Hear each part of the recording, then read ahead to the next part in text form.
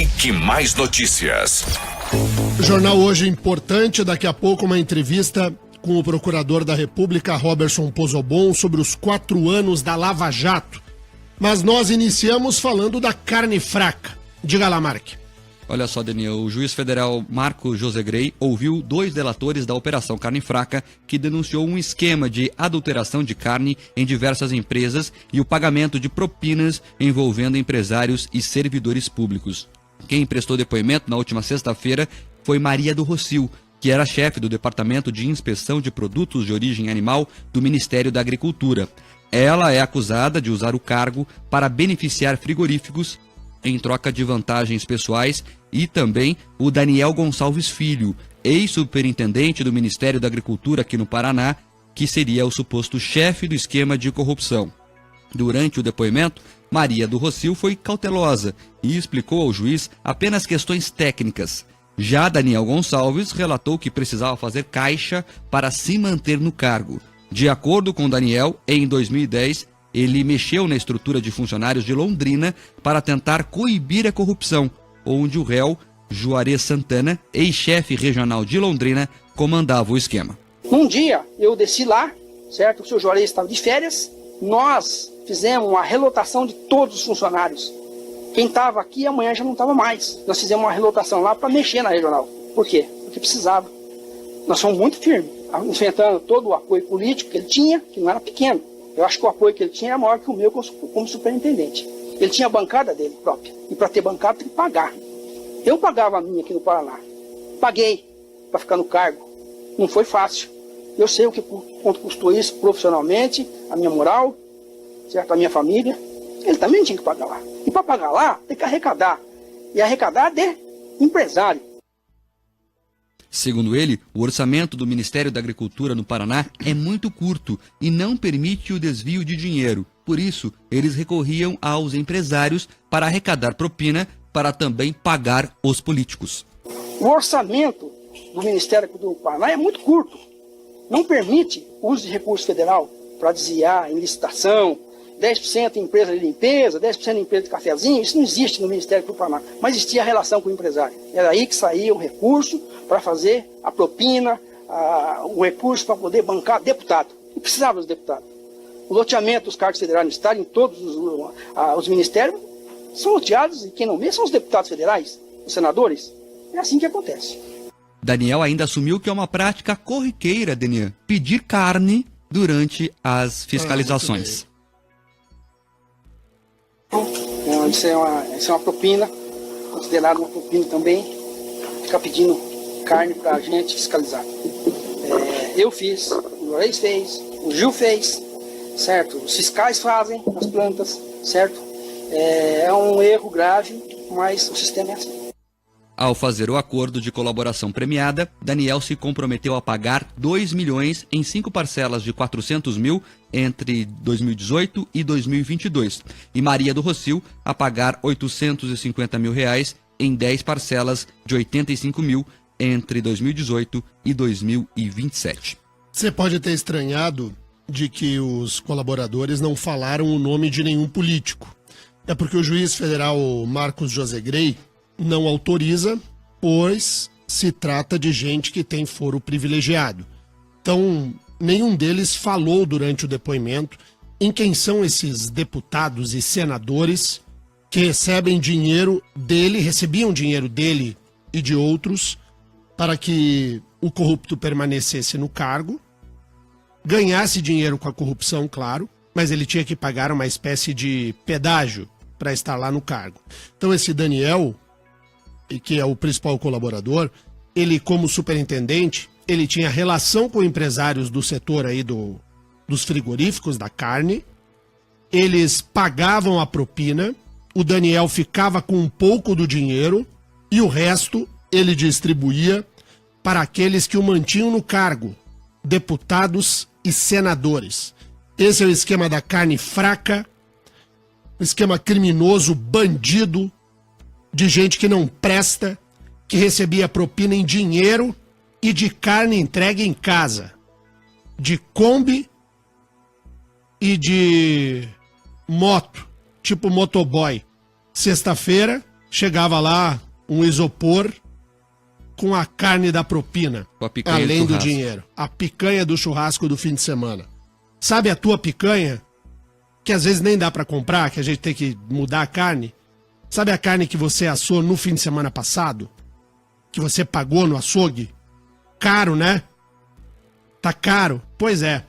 Essa gente aí pegava carne como produto de corrupção, além de desviar dinheiro numa relação promíscua com os empresários do setor. Parabéns ao Dr. Marcos Josegrey, ao Ministério Público e à Polícia Federal pelas investigações. Denê, em breve deve vir à tona esses nomes. Ele não pode dizer aqui porque não é a vara comandada pelo Dr. Josegrey que investiga os políticos, mas o acordo de delação premiada dele já foi homologado pelo ministro Dias Toffoli lá no STF. Só para dar uma dica, uma pista para os ouvintes, né, Denê? Quem comandava o Ministério da Agricultura, na época que o Daniel fazia tudo isso, era a Cátia Abreu, do PMDB, hoje MDB. Então não se assuste se, entre os nomes aí, ostentarem grandes políticos do MDB aqui no estado. É isso aí, 7h15. Ouvintes na Jovem Pan. E aí, Mark? Daniel, os ouvintes aqui estão revoltados e querem discutir sobre um assunto, mas para o ouvinte entender, vamos soltar antes um trechinho. O cantor Agnaldo Timóteo revoltou os curitibanos aí, ele foi para as redes sociais e divulgou esse vídeo.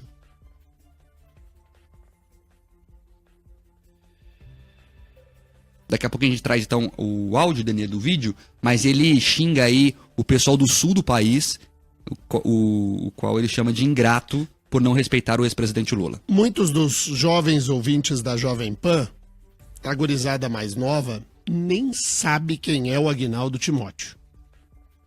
É um cantor, assim, sei lá, da terceira divisão da música brasileira, que nos anos 80 se meteu na política, teve uma passagem pela Câmara de Vereadores do Rio de Janeiro, é um sujeito boquirroto, fala bastante, tem a voz bastante grave, gosta de falar grosso e alto. Quem ouve parece um tigrão. Mas, né, Olha solta aí, mano, ô Terribas. Para fazer média! Coitado, né? Chegou aí a fase de ter mais idade, idoso e perdeu por completo a compostura. Dá dó. Figuras como o Agnaldo Timóteo são de uma irrelevância no cenário artístico brasileiro gritante. O que resta ao Agnaldo Timóteo nesse momento? Tentar aparecer por um discurso que vai agradar uma parcela da população, irritar outra. Os gaúchos, os catarinenses e os paranaenses, e os curitibanos em particular, podem até se ofender com o que diz o Agnaldo Timóteo, mas é um ser humano decadente, de pouquíssima luz, brilho, em terceira divisão. E o Agnaldo Timóteo grita aí, solta o grito dele de novo aí, Terribas, o gritinho é legal. Solta aí. Não faço média, seus miseráveis. Ô, seus miseráveis, é o seguinte. Ele não faz média. Faz sim. Tá defendendo um corrupto, condenado tanto na primeira instância quanto no segundo grau, em um processo cuja cadeia de provas é irresistível. Vou repetir essa frase do professor René Ariel Dott, forever. Ele não pegou o processo na mão, mas ele discursa feito tigrão, né? O que as pessoas falam do Agnaldo Timóteo aí, Marcos tudo Souza? que você imaginar, Daniel. A Regina aqui diz que descobriu com o Agnaldo Timóteo agora que Curitiba é um estado, que ele fala, né? Os curitibanos, os catarinenses, os gaúchos, e não fala os Na paranaenses. verdade, nós somos uma república. É, por isso que ele disse isso. Daí, o final do telefone aqui, José Júnior, final do telefone 5000, diz, será que ele vem fazer show aqui? Pergunta o ouvinte. O Júnior do Uberaba... Não, mas ninguém contrata o show do Agnaldo Timóteo. Quem que quer ver, né? O Agnaldo Timóteo. Ô, Terribas, localiza uma musiquinha do Agnaldo Timóteo aí, que tem gente que nunca ouviu o Agnaldo Timóteo na vida. Você consegue achar uma música do Aguinaldo aí ou não? A gente consegue, né? Ó, bom. enquanto isso, o Júnior do Uberaba diz aqui, da pena desse cara, com certeza deve ser ter levado um dinheiro para cantar no sítio, diz o ouvinte aqui. O Jackson diz que esse político tem corrupto de estimação. O Vinícius Borlotti diz que desde quando Aguinaldo Timóteo entende direito penal? Isso é importante, né? Porque todo mundo agora virou doutor em direito penal, né? É a faculdade integrada do Facebook. A pessoa lê 3 postagens de 6 linhas no Facebook e dá tese. Veja, o discurso da ausência de provas, ele é um discurso de natureza política. Então você dar um discurso político, ele alcança sucesso na esfera da política. Quando você usa desse discurso do ponto de vista jurídico, ele fica pueril, pobre. Eu fico imaginando se alguém acha verdadeiramente que um juiz sério, como é o caso do juiz federal Sérgio Moro, que ele iria sair condenando os outros de propósito. Que os jovens procuradores da República no Paraná, que eles fossem denunciar os outros porque estão com vontade. Gostou do Aguinaldo Timóteo aí ou do outro lado do rádio? Moderno, né? Jovem. Gostou do Aguinaldo Tem Timóteo? um cheiro de naftalina aqui no estúdio agora. O que você achou do Aguinaldo Timóteo? Sobe aí, Terribas.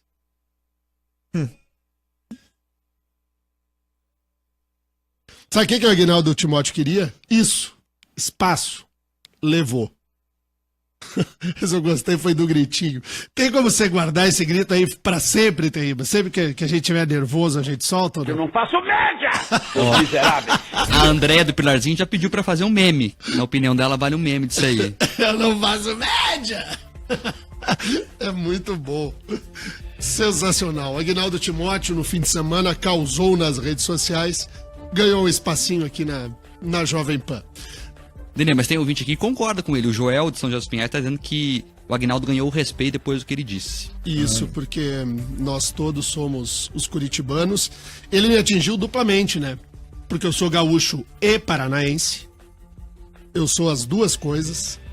E aí, então, eu levei duas bufetadas do Aguinaldo Timóteo. Aguinaldo Nossa, Timóteo. essa noite eu vou dormir na pia, com a torneira pingando, para ver se eu me acalmo. Que bobagem. Jesus amado. Aguinaldo Timóteo no seu rádio, na Jovem Pan. Não dá pra querer. Rick Mais Notícias. Rick, mais notícias aqui na Rede Jovem Pan, são 7 horas e 26 minutos. Jovem Pan Curitiba, Jovem Pan Cascavel e Jovem Pan Ponta Grossa, juntas, interligadas com muita informação e opinião no seu rádio. Fazendo média. É não você média! Como é que é o gritinho, Terribas? É muito bom. É muito bom. Eu não faço média, seus miseráveis. Seus ouvintes miseráveis. Estamos aqui na Jovem Pan, seus miseráveis. Vamos falar dos 4 anos da Operação Lava Jato. São dezenas de fases, centenas de prisões, bilhões de reais recuperados e os investigadores garantem que vem mais por aí. Diga lá, Mark. A operação, que começou pequena, num posto de gasolina em Brasília, chegou aos 4 anos como a maior operação de combate à corrupção da história do país. Até agora, foram 227 prisões em 49 fases. Só aqui em Curitiba, são 72 denúncias contra 289 pessoas. O juiz Sérgio Moro condenou 123 investigados. Na lista estão alguns dos homens mais ricos e poderosos do país. Empreiteiros, senadores, deputados e até um ex-presidente da República. Somadas, as penas passam de 1.800 anos de prisão. A Lava Jato também ganhou o mundo. As investigações se espalharam por 4 continentes. São 395 pedidos de cooperação internacional envolvendo 50 países. 163 relatores e 11 empresas revelaram os detalhes dos pagamentos de propina em troca de redução de pena. Os acordos ajudaram a recuperar cerca de 11 bilhões e meio de reais. Cerca de 1,5 bi já retornaram aos cofres da Petrobras.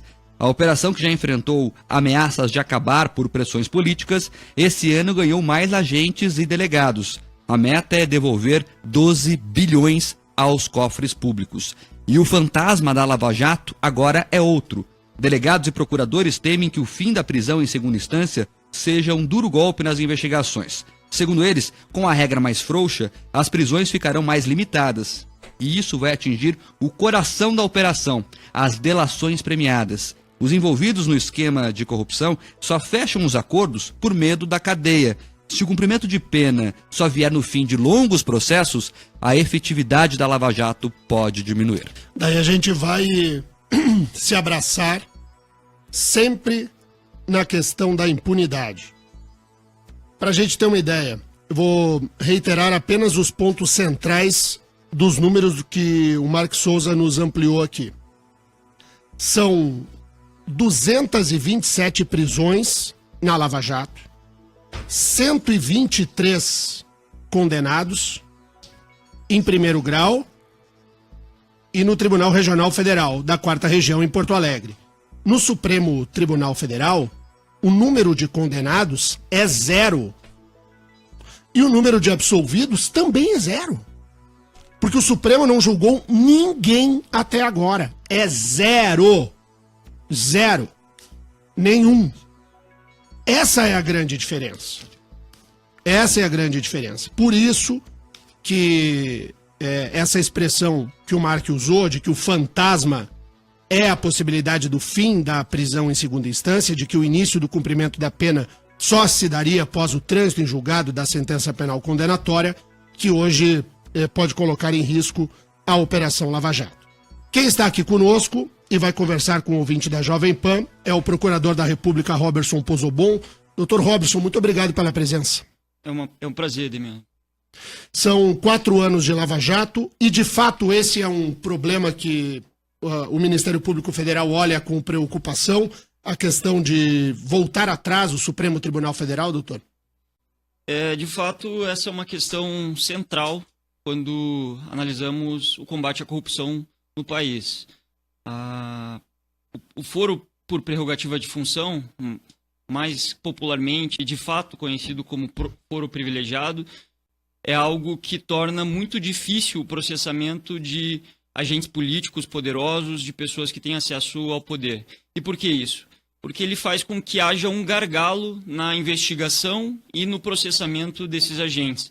Haja vista que, para processar e investigar esses agentes políticos, parlamentares federais, por exemplo, é necessário que um dos 11 ministros do Supremo Tribunal Federal, com sua pauta muito apertada, afinal de contas deve lidar com toda a questão constitucional do país, deva acompanhar e julgar esses delitos. Isso torna, de fato, a responsabilização de agentes políticos algo excepcional.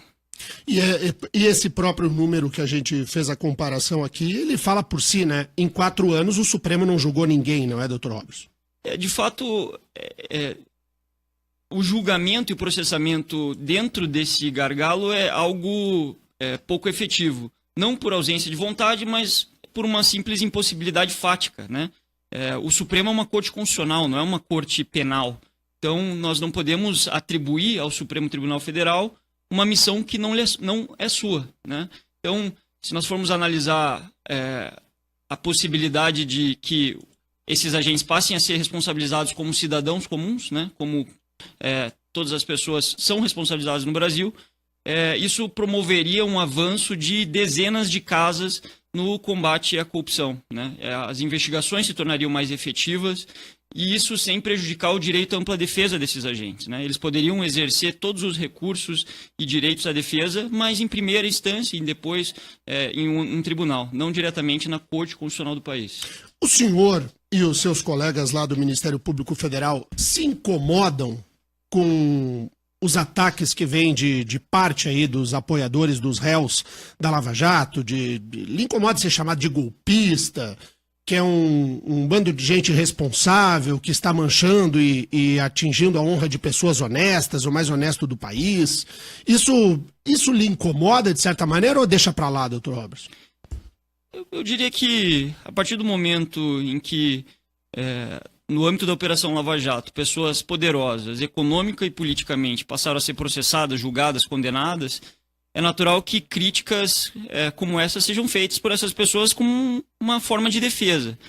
É lógico que o exercício à crítica é algo fundamental à democracia. e muito bem-vindo. Nós vemos com muito bons olhos as críticas que são efetuadas, mas críticas construtivas, críticas que não fiquem no vazio, simplesmente ofendendo aqueles que investigam, processam e julgam, né? Críticas que demonstrem o que se viu de errado e isso promove um debate, um aperfeiçoamento da atuação pública. Na Lava Jato, uma característica fundamental, um pilar da Lava Jato é justamente a transparência. E no momento em que nos tornamos transparentes, nos tornamos também abertos a críticas. E assim deve ser. A democracia funciona melhor assim. Mas, logicamente, essas críticas vazias, ataques à atuação de investigadores, de julgadores, quando não abasiladas, quando não norteadas em fatos, elas se perdem, né? Mark, tem pergunta dos ouvintes aí? Tem pergunta sim, Denian. Os ouvintes estão perguntando, doutor, principalmente são várias perguntas nesse sentido, o porquê que a prisão em segunda instância, o retardamento dessa prisão, atrapalha a Lava Jato. Perfeito. É preciso que nós tenhamos em vista dois tipos de réus, ou o direito penal para dois universos de pessoas. O direito penal para o universo das pessoas marginalizadas, para o universo das pessoas que não têm acesso aos recursos econômicos, é um direito penal que se resolve muitas vezes na prisão em flagrante e que muitas vezes a questão nem chega aos tribunais. E por que isso? Porque essas pessoas elas não têm muitas vezes acesso a defesas jurídicas, as defensorias estão super assoberbadas e não conseguem muitas vezes levar as questões, esse processo de furtos, roubos, aos tribunais superiores.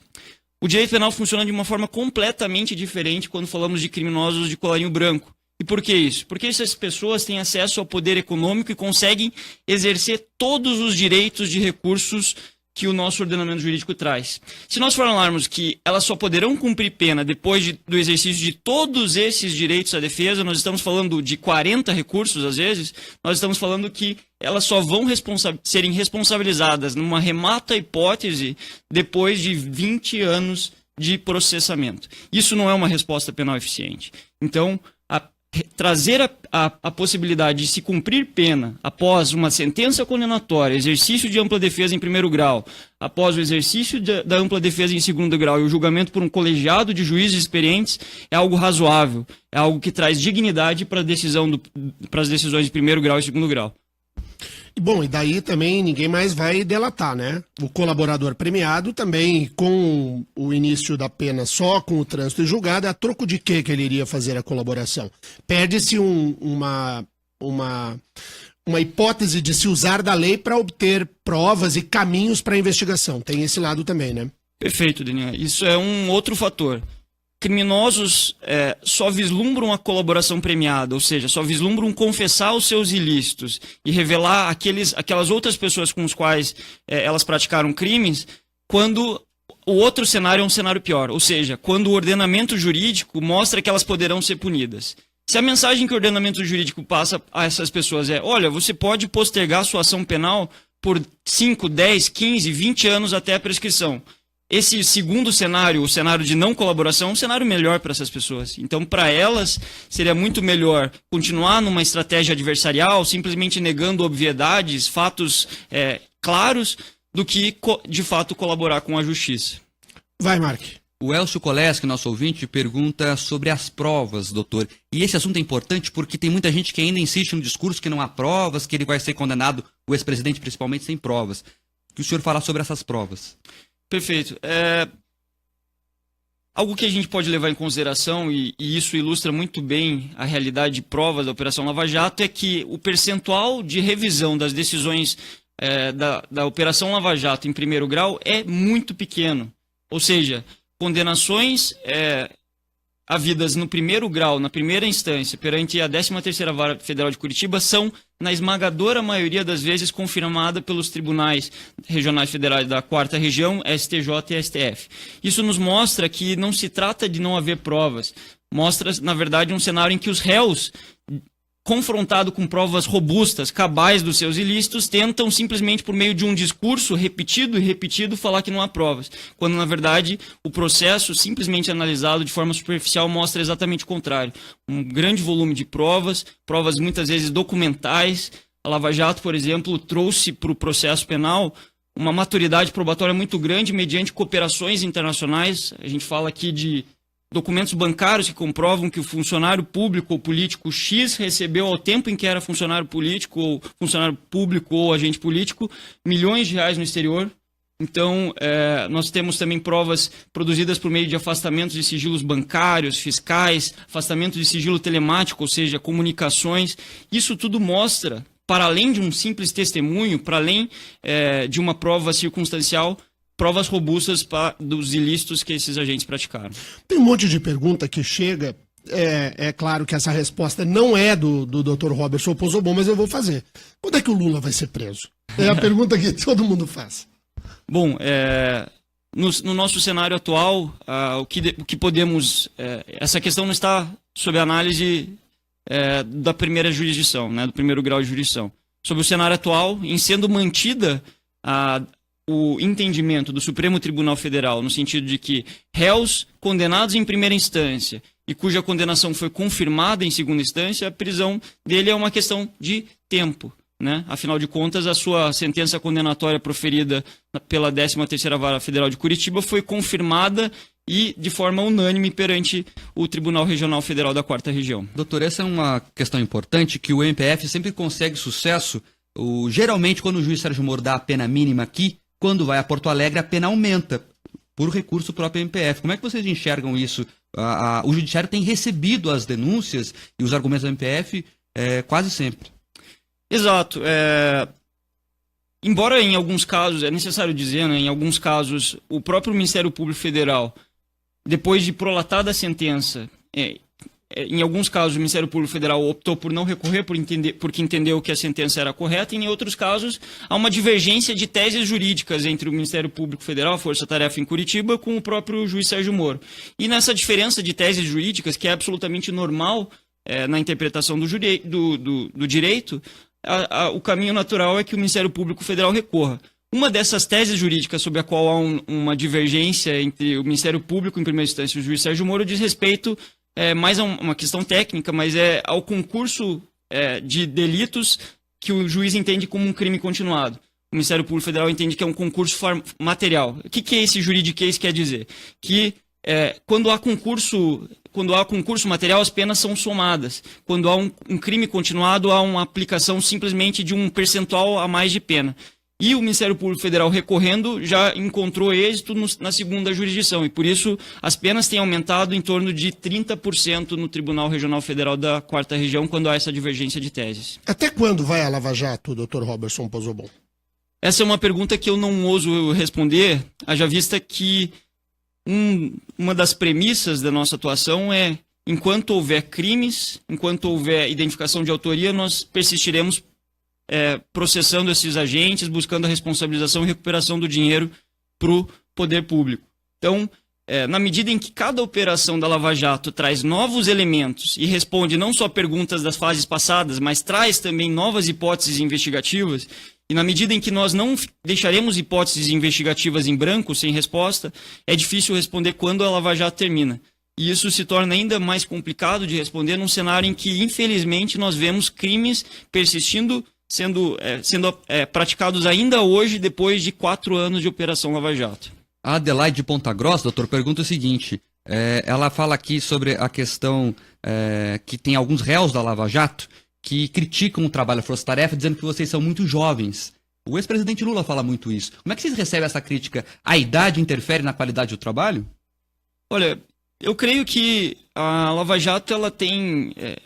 Eu vejo como um privilégio a minha atuação na Lava Jato. Eu, de fato, sou jovem na carreira, mas eu tenho o privilégio de trabalhar com colegas mais experientes. E acho que uma grande virtude da força-tarefa, de uma atuação em força-tarefa, ocorre justamente pela composição de diferentes perfis dos investigadores, daqueles que atuam no Ministério Público. Então, se por um lado a atuação jovem traz um fôlego a mais, traz a esperança de poder promover a mudança desse cenário nosso catastrófico de corrupção, talvez os colegas, em reuniões que temos periodicamente, colegas mais experientes falam: olha, bacana, legal ter essa esperança, mas vamos equilibrar aqui, vamos balançar com uma tese jurídica lá. Então, esse perfil, eu não vejo de forma alguma como um ponto negativo, eu vejo justamente de forma inversa. É um fator diferencial que promoveu avanços significativos na Operação Lava Jato. Toda hora o noticiário também trata da possibilidade de que os procuradores da Lava Jato venham a ingressar na vida política. De que o nome que aparece sempre mais com maior evidência do seu colega, o procurador Deltan Dallagnol, mas faço a pergunta especificamente ao Roberson Pozobon. Há qualquer intenção sua de deixar o Ministério Público Federal para ingressar na vida político-partidária? Não, Daniel, a minha carreira é uma carreira que no momento se coloca inteiramente no meio jurídico, não tenho pretensão alguma política. Aliás, não tenho conhecimento de nenhum colega na Força Tarefa Lava Jato que tenha essa pretensão política. Todos nós lá atuamos de forma técnica, jurídica, e é lógico que a partir do momento em que processamos agentes políticos, isso repercute na esfera política, mas é uma consequência que não é levada em consideração nas nossas decisões, que se balizam a partir de critérios técnicos e jurídicos tão somente. Algum partido já lhe convidou? Não. Não.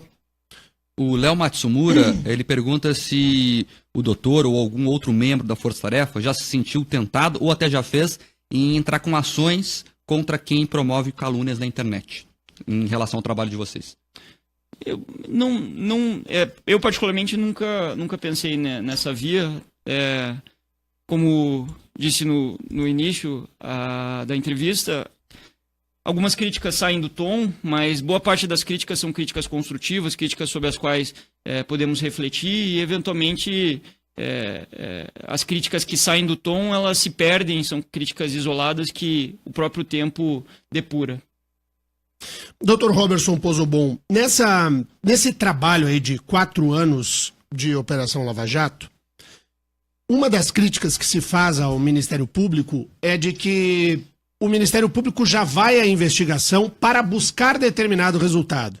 Que ele localiza o que ele quer e começa a construir a sua investigação para chegar àquele ponto. E não ir investigando e chegando à conclusão. Essa, talvez, dentro da academia, seja a crítica mais pesada.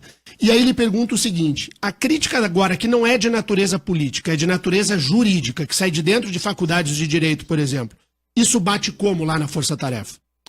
Olha, na verdade, a gente não vê essa crítica como apropriada, né?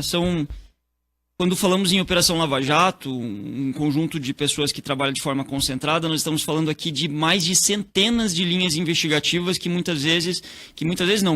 andam em paralelo. Então, não é pelo fato de que um determinado agente foi responsabilizado na operação que a gente só estava trilhando aquela hipótese investigativa. Muito pelo contrário.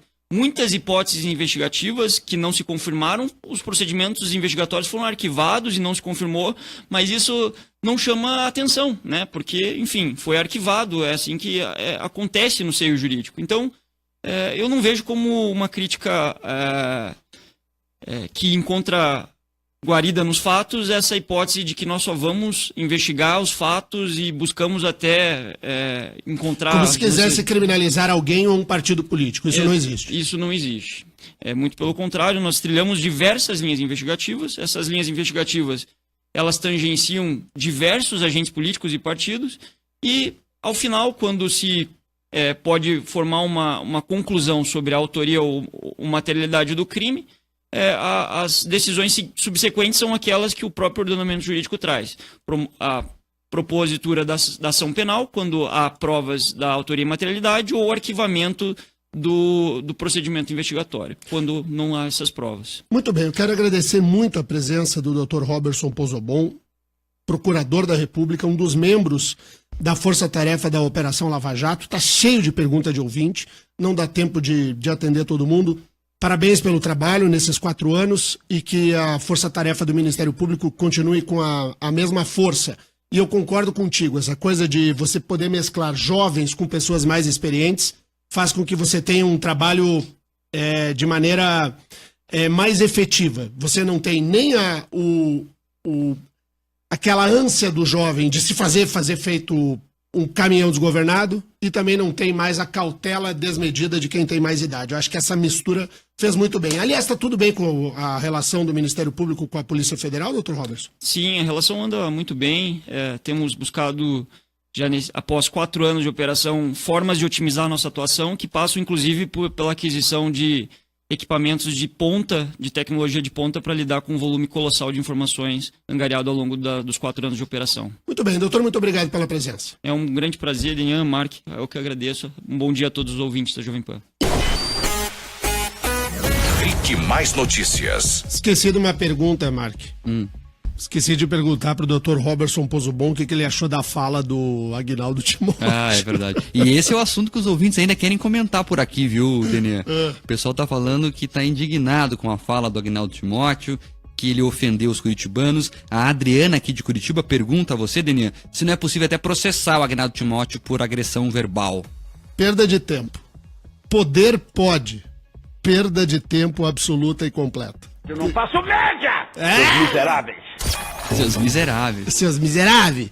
Eu tô sem voz, não consigo nem fazer o gritinho do Aguinaldo Timóteo. Tem a participação aqui do Fabiano Alexandre pela live do Facebook. É um assunto que eu me recuso a comentar, mas eu confesso que é um assunto importante. Vamos falar de Grenal. Ô, louco, hein? Nós ligamos o trator e a patrola e a colheitadeira e passamos em cima do Internacional. 3-0 ao natural, sem esforço. Falando sério mesmo. Foi sem, sabe, sem sofrimento? Sabe o jogo que você vai lá e ganha, assim... Você sabe que vai ganhar? Você foi lá treinar. Mas isso demonstra o tamanho da distância que existe hoje entre Grêmio e Inter. Se o Inter ficar nesse jeito aí, é candidatíssimo mais uma vez a frequentar a turma da B. Agora o importante é que aqui no Paraná o Atlético empatou com Londrina e garantiu aí a classificação antecipada à semifinal do Paranaense. E também é importante colocar isso. O Atlético que tá jogando com o time de transição, né? Exato. Ou tá jogando com o time principal? Não, transição. E o time principal tá fazendo o quê? Brincando no CT do Caju. É, tá Não certo. joga, velho. Ó, essa decisão... Não, é isso que eu queria entender também. Cadê o time principal que não joga faz 15 Quer ver anos? uma coisa? O Palmeiras principal joga Joga, e o Corinthians joga. e o Flamengo. Não, você quer comparar o Joga. Paulista com o Paranaense, Daniel? Não, mas daí não venha com essa de que Não, a é, gente tá é guardando o diferente. time porque Claro que é a diferente. gente não liga Não. pro... Como é que chama? O Batatão? Como é que é? Não. Ruralzão. Ruralzão? Não, mas olha aqui. Peraí, O meu. Londrina é um time da Série B do Campeonato Brasileiro. Não precisa jogar todos. Mas vai jogar com Londrina, com o Paraná, com o Coritiba. Por que não pode jogar com o time principal? Ou daí quando vai jogar aí- na arena. Aí quando começar o campeonato de verdade, que daí vai vir com aquele papinho. Ah, mas o time tava fora de ritmo, de jogo, que não sei... Ah, sempre Não, tem. e aí fica Sempre. numa reclamação meio boba. Esse dirigente do Atlético aí que leva o clube a isso. Ah, a gente tem pouco sócio. Ah, a arena não sei o quê. É claro. Você vai forçar querer que o torcedor vá assistir a um jogo do Ruralzão, que já é um jogo ruim, com o time reserva do Atlético? Daí, né? Eu não entendo. Todo caso, deve ter algum motivo. Porque se fosse, pra entrar arrebentando, jogou com o Ceará, o time principal, e passou na Copa do Brasil. Mas nos pênaltis. sabe por que o Atlético não coloca o time principal? Sabe por quê? Por causa disso aqui, ó. Eu não faço média! É. Seus miseráveis! Seus miseráveis. Só para registrar os outros placares, o Curitiba ganhou por 1-0 sobre o Cianorte no sábado e o Paraná também venceu o Foz. Então os times da capital... 2-0 Paraná. Os times da capital Todos foram venceram, bem. é. Porque o Atlético jogou fora de casa, né? Exato. Foi contra o Londrina fora de casa. Vamos embora? Vamos sem- Não, embora. não, foi aqui o jogo. Foi aqui? Ô, louco. Tô sem voz, Terribas. Vou ver se eu tomo Tá um ruim. chá de... Quer aquela pastilha? Tem uma pastilha ali. Aquela pastilha é boa, hein? Ela resolve, não, é ruim, mas ela resolve. Ela é ruim, mas ela é boa. Amanhã nós estamos de volta com o nosso jornal. Aí, hein, seguinte, tem um recado aí pro pessoal. Ah, Pra seguir a nossa playlist no Spotify. tá bombando, né? Tá bombando demais, já tem muita gente lá no nosso Spotify. E aí, pra você seguir a nossa playlist lá no Spotify, é só você procurar como Rick Rádio sem acento, tudo junto, no Spotify. Ou você procura Rick Mais Notícias. Terribas, e quando dá vontade, tu lembra de uma música, assim, puxa, eu tinha que ter colocado essa. Então, vai entrar na próxima temporada. Eu já tô começando a fazer a lista da segunda temporada aqui. Porque Os o... ouvintes tem estão até perguntando Claudinho se vai Bochecha na minha entrar, segunda se vai lista. entrar Agnaldo Timóteo nessa lista. Não. Ah, na segunda não entra, né? Só tá pedindo aí. Sabe por quê? Eu não faço média! Seus miseráveis. O ouvinte aqui, Vinícius Bortoli, tá falando que pelo menos ganhamos uma vinheta nova. Ganhou vinheta nova. É. o Aguinaldo Timóteo, ele era ruim quando ele fazia sucesso. É. Assim, quando ele era um período, quer dizer, sucesso. E é engraçado quando vai nesses programas tipo do Raul Gil, o Raul Gil vai apresentar.